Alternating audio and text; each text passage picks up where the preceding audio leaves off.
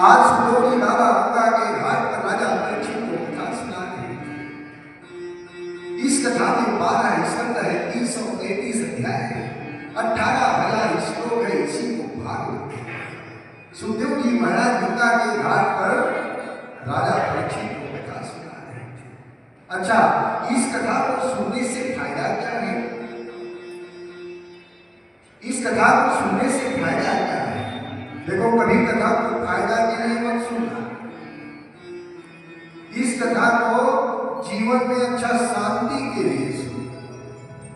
जहां शांति हो वहीं रहने में ठीक लगता है, और जहां अशांत हो वहां सब गड़बड़ हो जाता है। जहां सुमति तहां संपत्ति नाना, और जहां कुमति तहां कहने का तात्पर्य है कि ये भगवत रूपी सुनीति का प्रसाद है। यह भागवत रूपैसिका जो सदा चिंतन करे, वह ज्ञान भक्ति वैराग्य से हो, पूर्ण उससे यम डरे।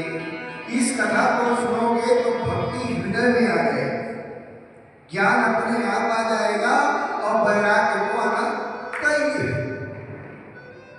है कि नहीं है? बिना वैराग्य के आप भागवत नहीं सुन सकते, बिना भक्ति के ज्ञान नहीं मिल सकता, और बिना ज्ञान के आपको वैराग्य नहीं मिल सकता। सुखदेव जी महाराज गंगा के घाट पर राजा परीक्षित को कथा सुना रहे थे। क्या कथा सुना रहे थे? निगम कल्पतरुर्गलितम फलम।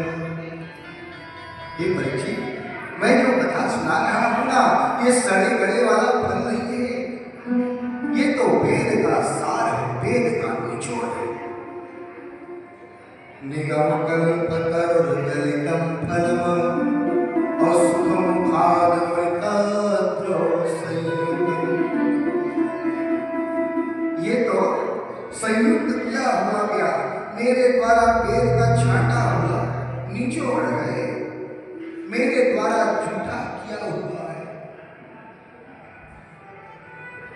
निगम कल्पतरुर्गलितम फलम सुखमुखादमृतद्रवसंयुतम्।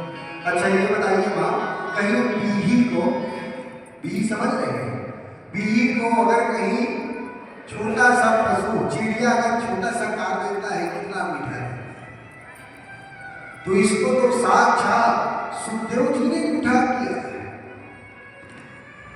सुख का अर्थ है तोता, तोता ने साक्षात उसको मीठा किया है।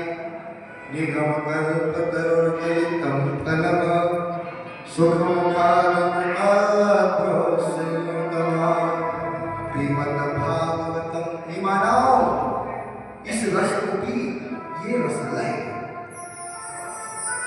जिस प्रकार पुस्तकालय में जाओगे तो अनेक प्रकार का पुस्तक आपको पढ़ने के लिए मिलेगा, उसी प्रकार इसको पीने से आपको रस मिलेगा। निगम कल्पतरुर्गलितम फलम सुखमुखादमृतद्रवसंयुतम् श्रीमद् भागवतम रसमालयम् मौरहो रसिका। इस रस को पीने के बाद दुनिया का रस पीने की जरूरत नहीं। यहीं से भागवत प्रारंभ होता है। भागवत जी का पहला मंगलाचरण प्रारंभ। क्या मंगलाचरण है? जन्माद्यस्य यतोऽन्वयः।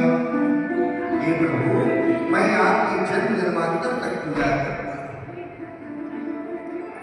जन्माद्यस्य यतोऽन्वयः तीतरश्चार्थेषु विज्ञास्वराट् तेने ब्रह्महृदायादिकवै मुह्यन्ति यतसूर्यः।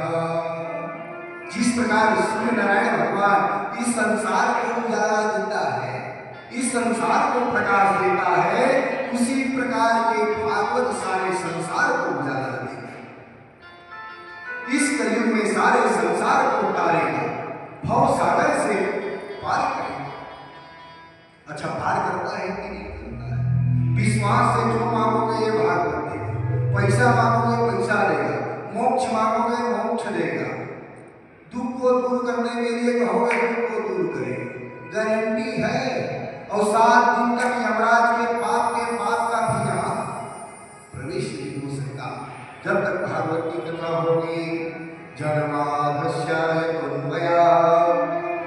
रुद्रश्चार्थे सुविद्याश्वराः तेने ब्रह्महृदायादिकवे मुह्यन्ति यत् सूर्यः तेजो वारिमृदं यथा विनिमयो यत्रापि सर्वो मृषा धाम्ना स्वेन सदा निरस्तकुहकं सत्यं परं धीमहि।